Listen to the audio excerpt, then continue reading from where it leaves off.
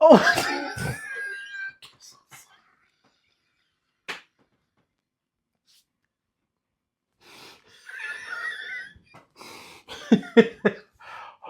Oh, oh, oh. Okay, okay. Just calm down. Ah, okay.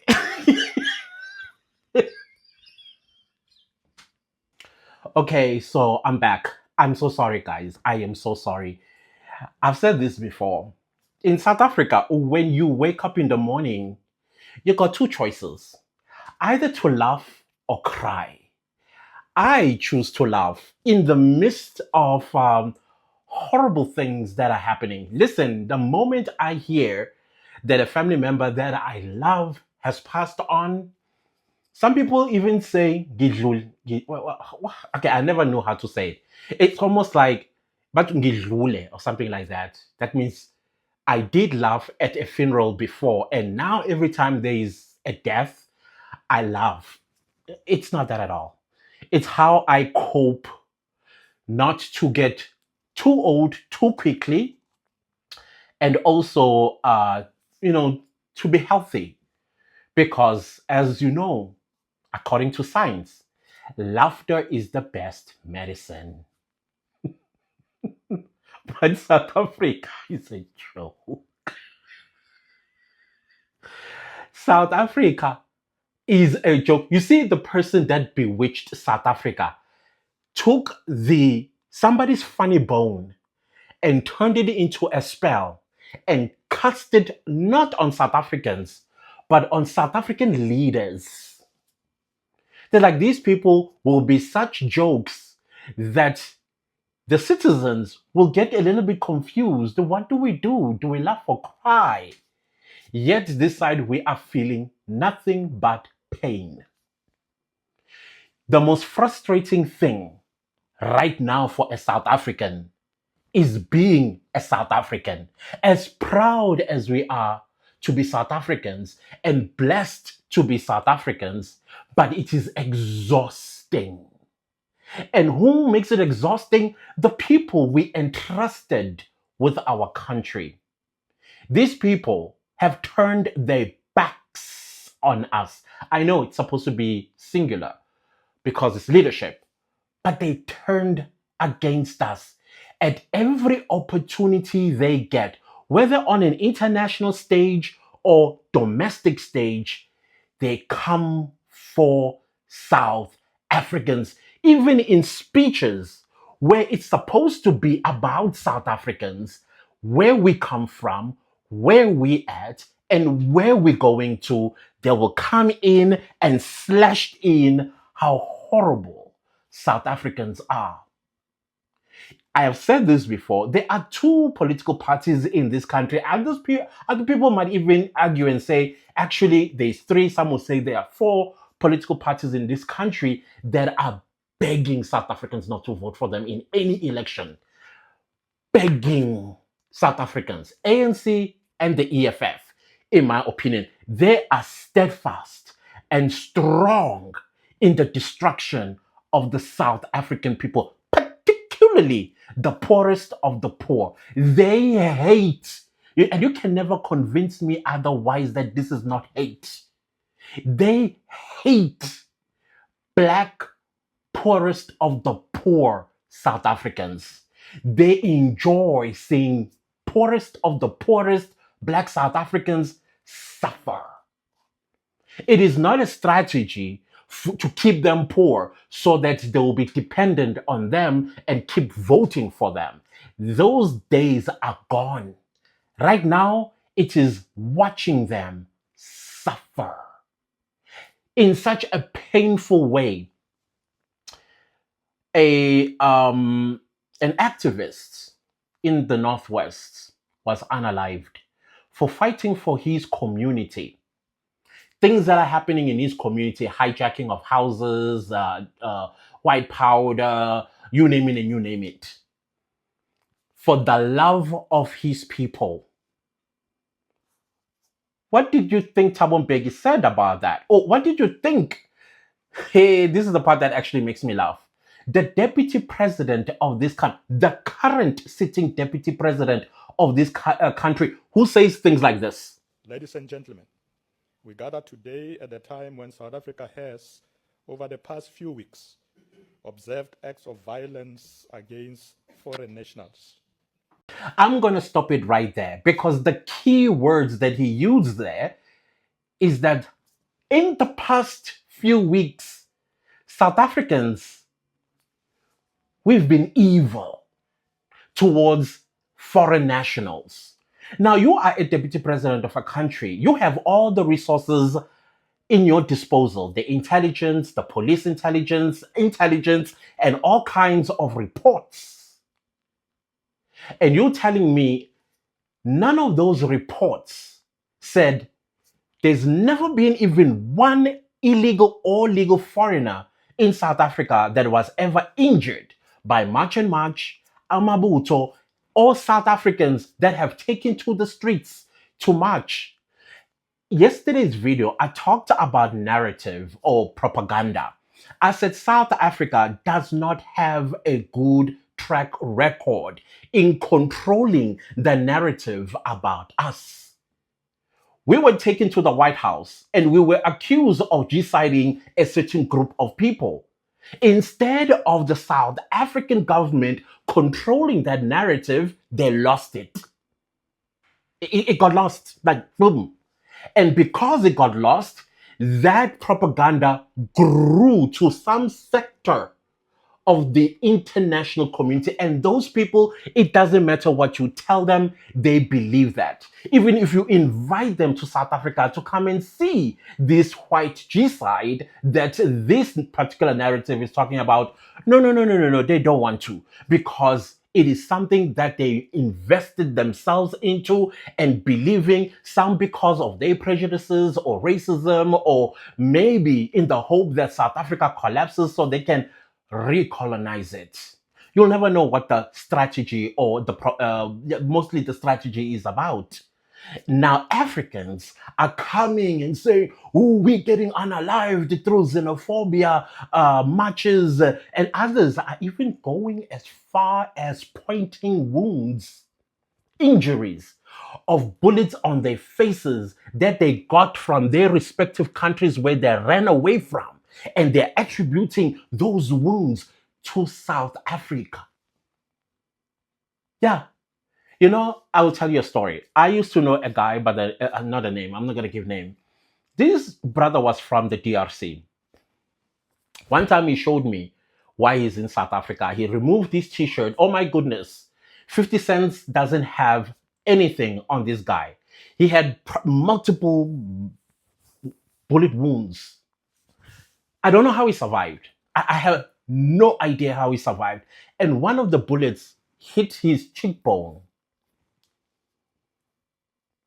And not so long ago, I saw him lying about those wounds that he got them here in South Africa because of xenophobic attacks. I confronted him. I said, tell the truth or I will tell the truth. He was like, I was like, no, this is my country you are trying to brandish. You are saying with such savages that will pump 22 bullets on your body. No. And then suddenly, I see another one in the news pointing at old wounds that he got from the DRC. And then it is attributing those bullet wounds to xenophobic attacks. One thing I know about South Africans, okay, let me not say it,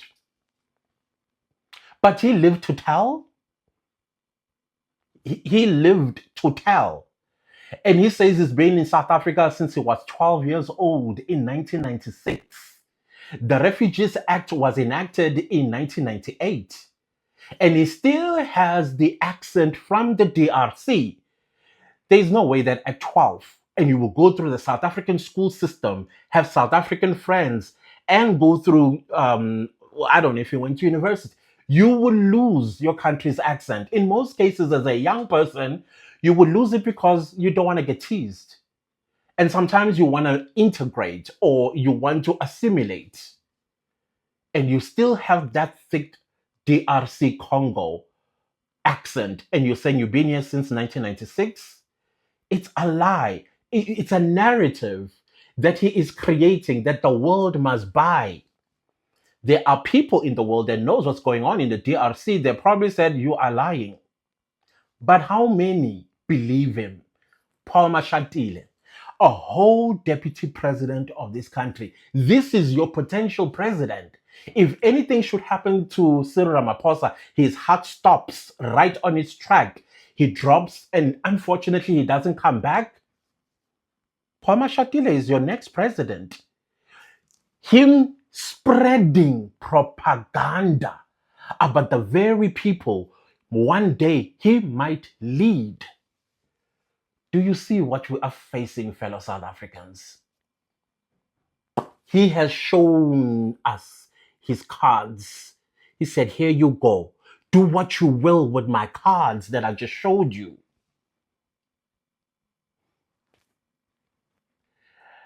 This is your potential president. If he wins 2027, and then we go to 2029, and it so happens that the ANC wins, and he's the president of the ANC. Let me put it this way, ngesiZulu. Sisemkhudweni. That is what Paul Mashatile is showing us. Ukuthi asikho enjeni. If you think it's sisenjeni, you are lying to yourself. Sisemkhudweni.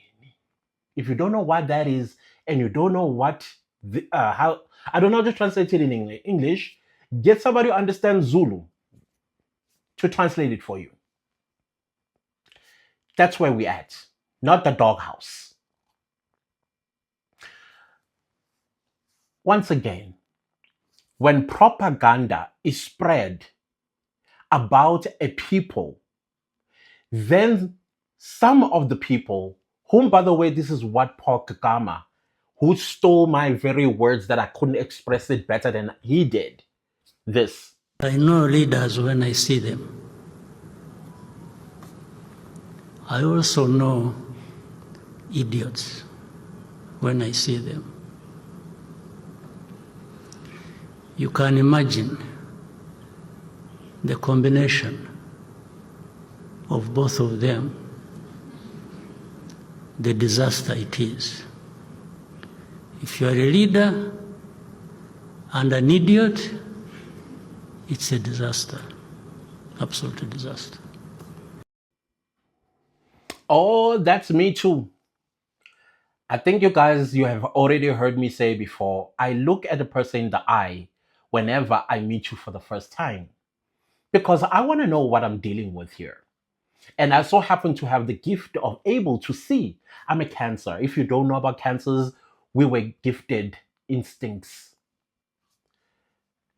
If you don't look me in the eye, I can quickly tell this is not going anywhere. If you do look me in the eye, and too strong looking me in the eye, you are trying to convince me of something. But if you are honest, I'll be able to tell. When it comes to what he calls idiots, I'm an expert in that. Check out the video that I posted day before yesterday when I was talking about PhD holders. Dr. Ndlozi.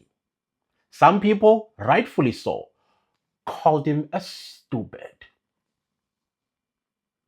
And I said to you, I've seen this way before he left the EFF. Way before. I was never fooled by Dr. Ndlozi. Not once. Why? Because once upon a time, I have met him, you might not remember, in Pretoria. I looked him in the eye and I was like, oh, charlatan. And then I walked away. So these are the people that are positioning themselves. And I can tell you one thing, had Dr. Ndlozi did not say what he said the other day, poisoning young minds. Because when I actually saw the camera panning, it panned on an audience, and the majority of that audience looked like university students. The poison that he was feeding those young men and women, setting them up against reality to a point where they might actually find themselves frustrated or even feel isolated. Because I'm telling you right now, South Africans are no longer interested in intellectual conversations, intellectual pieces, intellectual discussions, anything that has to do with intellectualism. South Africans are no longer interested. And that is very dangerous because we do need people who have logic, who can put things into perspective so that we get to understand where we're at right now. And then they give us the solutions as to where we should head to. And in most cases, when they do these things, it's not for everyone else or anyone else, but for the citizens. Dr. Ndlozi had the opportunity of becoming that one, how do you call it, that go to intellectual. He had that potential. He could have become an authority of that sort of person we go to. That sort of person, whenever we see him on our screens, we sit and pay attention. He had that opportunity. As a matter of fact, I think this is what he was positioning himself to do. Because we are looking for intellectuals. South Africa lost intellectuals. The people that you hear on talk radio stations, I told you about talk radio stations, how I no longer listen to them because all you hear is idiocy. You sit down and you listen to a political scientist. Number one, what language are you speaking, sir? Oh, ma'am. Nothing that speaks to the man on the street. Nothing. And then there are experts simply because they hold a piece of paper. I don't listen to them either anymore. They are the mislead. We are where we are today, in case you were wondering, because I always hear this question: how did we get here? Yeah, our so-called intellectuals, talk radio stations, the people that listen to these talk radio stations, and they call in. If there's a new political party that is saying, hey, give us a chance, the listeners come in, no solutions. They want to know the credentials of the leaders of this political party, and they forget the big picture. They actually harm the big picture. And then those that are listening at home to these intellectuals and the caller or the callers, they hear these big words that are being used and then betateg. That's how we got here, people. We have crime experts. Turns out they're actually working and being paid by the cartel. They hold PhDs. They come on TV to mislead us so that the attention is diverted away from what is actually going on, how South Africans are being tortured. And they want to intellectualize it, and we all listen. TV stations and radio stations call them as panelists. And there's not even one person who, by the way, whether you have a bachelor's degree or you have a degree in bachelor's of arts, you're not listening and reading between the lines and asking yourself a question like, this man seems to know a lot. What's behind that? That's called critical thinking, by the way. You know, when you ask questions, it's called critical thinking.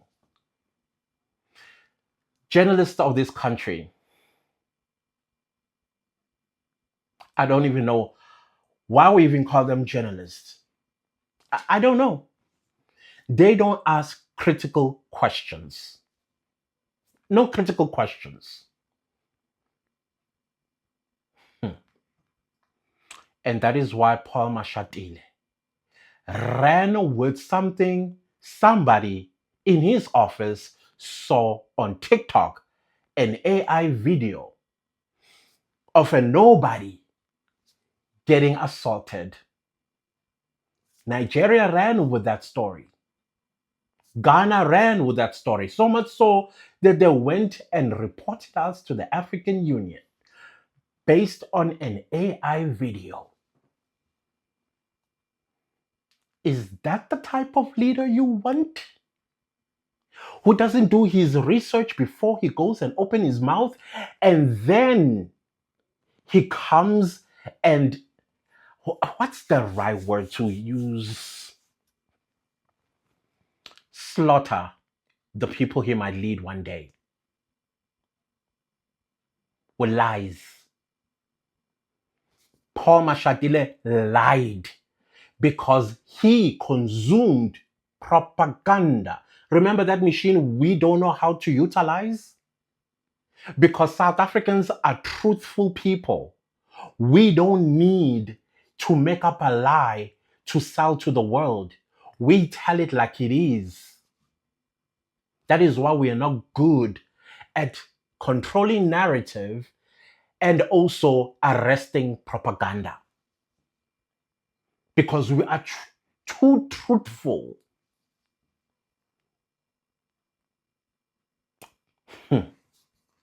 That's why I choose to laugh. I choose to laugh because idiots are very funny people. Thabo Mbeki, he speaks the way he does because he is smoothing his conscience. Because he's a former president of this country. That man messed up in Africa. He messed up in Africa. And so, to make himself feel better, he comes and say things the way he's saying them about foreigners. Nowhere South Africans ever said legal foreigners are not wanted in South Africa. We know that migration is important. That is why we are saying, hey, we don't have certain skills in South Africa, but other African countries may have those certain skills that we need.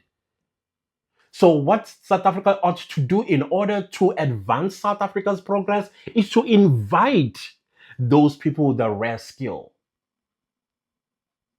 We don't have a problem with that.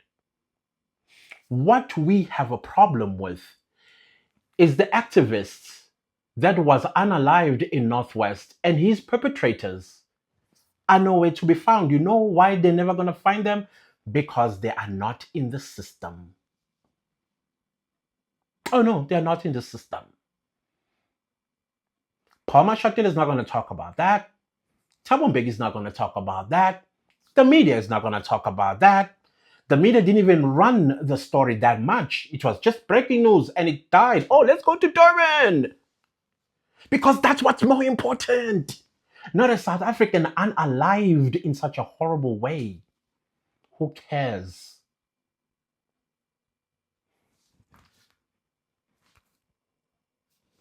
The ANC is begging you, fellow South Africans, not to vote for it. That's what the ANC is doing right now. It is begging you not to vote for it. You even saw EFF in Parliament provoking Paul Mashatile to take action against March and March. Not once where they acknowledge that March and March has constitutional rights to protest peacefully as they've done. But EFF is provoking Paul Mashatile because they heard him lie. And so they thought, oh, here's the weaknesses at. Paul Mashatile is going to release the army and South Africans.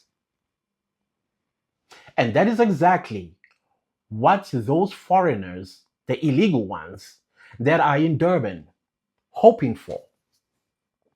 Or they are desperate for South Africans to do something stupid.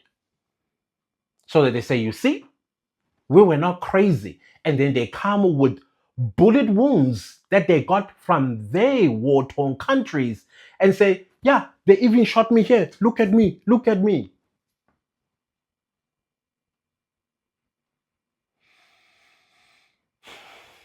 I don't know, South Africans. Are you what Paul Kagame is saying? Are you an idiot? Because if you're not, your vote on the 4th of November is going to be different. When it comes to 2029, you'll be consistent in making sure that you never have to defend yourself against the people you entrusted your country, your safety, as well as your health, your peace of mind. They will be focused on putting South Africans first. I keep saying this, guys. Sometimes I feel like I come to you guys and say, I'm going to run for president someday. I feel sometimes I want to say that. I'm not interested. But sometimes I sit and I say, me, give me a day. One day. Every illegal, I don't care what the AU say, I don't care what the United Nations say, I don't care what the Geneva I will suspend it all, including the Constitution. I will suspend it all. And then I'm going to give you a deadline. Because if you're going to say, Angi Ndao, you got my soldiers to deal with, and they have an order, I will give them the license. You ran away from your country to here. Trust and believe me, you're going to be running back somewhere else, not here. I would suspend the Constitution. I will be a dictator for a year. I believe in democracy. I believe in the principles of democracy. And I feel democracy, I know there are arguments and debates about this topic, but this is me. I live in the 21st century. And in the 21st century, I still believe in democracy. I do. If you want us to remix it a little bit with African customs and values, I'm open to have a conversation about that. Very open. Because I also believe in tradition. One day, I would need from you 24 hours. Ngengidlale. I would not play. I would do exactly what the people of this country voted me for. I will shut down borders. Everybody will locked in here. I would fine comb South Africa from the corner to another corner to another corner. Squeeze everybody in, whether you're South African or a foreigner. We will have the fingerprint reading machine. What crimes have you committed in South Africa before I eject you? And the death penalty, the noose, will be ready. If you have unalived South Africans before and you've been searched, noose, definitely a crematorium will also be built all over South Africa. So, and we'll build urn. I'll give a tender if the tender system you guys still want for people to build, to make urns, send your ashes back to your country. It's not in Jayen. One day. You will have to give me one day. Even if it means I'll be a president for that one day. In South Africa. I will rule it with the iron fist. And then, once I'm done with my term, whether it's a day or 5 years, at least I will leave the clean slate for the next president. And that president, God, be careful. Because the rule, and the only rule, puts South Africans first. with an iron fist is what I will not be apologetic. I will suspend us from every international community signatory or treaty. If somebody has a problem with us, fine. Sanction us if you want to. We've been here before. That's the type of president we want. And I agree with people who say we need a xenophobic president. I agree. So if you want to call me that, go right ahead. But one thing is for sure, South Africa will be cleaned. We will start on a clean slate. And anybody that wants to come here, either they come in here legally, and when their time in South Africa is about to expire a week before, fuck off. A week before your papers expire, please leave. And I'm telling you, if I am still the president, they will leave a week before. I don't have to send people hunting you down, because they will. Sick and tired of this. We've suspended Ubuntu until further notice. Until we get a president that will put South Africans first. Yeah, I'm talking about constitutional reform here. The proportional representation of our electoral system gotta go. We need to start directly electing our leaders. From member of parliament all the way to the president. From, well, councillors now, at least you can vote independent candidates, except for mayor. All of that is going to change. Independent candidates will be the order of the day. Directly electing your mayor will be the order of the day. Directly election of the mayoral committee will be the order of the day. That goes for provincial legislatures, MECs. They will be directly elected by you. Not imposed by you by political party that wins the day. Member of parliament, same thing. Ministers, same thing. As a matter of fact, with ministers, what I would do is I would treat the cabinet like corporate. You don't perform, and I make assessments, and you're not performing, you're fired. You are fired. No questions asked. You can run to the highest court in the land. I wouldn't care. You're not coming back because you're not putting South Africans first. If the president isn't delivering, a referendum will be a thing in this country. The president will have to call it on himself. Otherwise, people take to the streets, show the president asisakufuni. I don't know why we're not doing it with this one. Asisakufuni. Anyways, guys, it's interesting, né? South Africa. What a country.